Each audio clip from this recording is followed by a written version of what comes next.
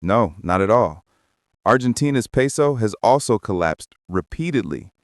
Between the end of 2022 and the end of 2023, it went from around 109 pesos per dollar to over 800.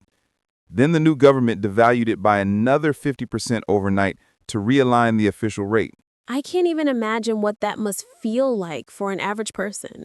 Imagine waking up one morning to find that the same paycheck that bought a week's worth of groceries now buys 3 days' worth. That's devaluation in real life. That's brutal. It is, and it's not limited to Latin America. In 2024, Ethiopia floated its currency, the birr, allowing the market to set the rate. It fell almost 30% in one day.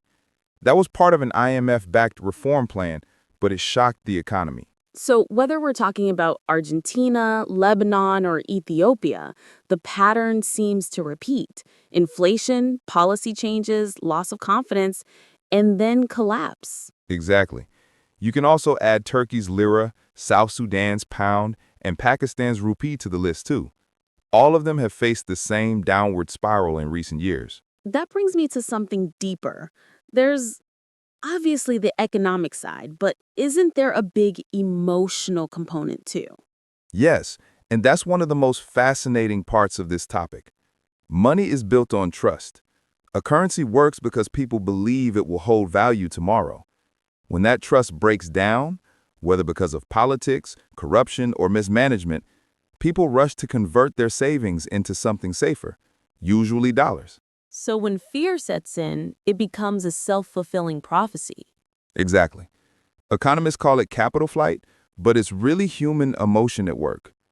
Once panic spreads, exchange rates can spiral out of control in hours. That's such a powerful reminder. We talk about markets as if they're machines, but at the end of the day, they're human behavior multiplied by millions.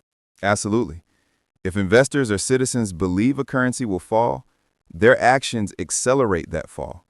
It's like everyone rushing out of a small boat at the same time.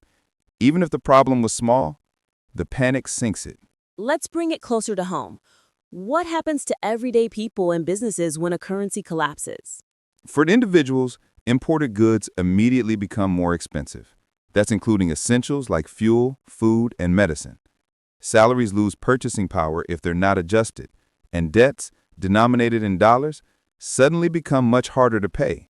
So even if your income doesn't change, your lifestyle gets more expensive overnight. And for businesses, It's just as disruptive.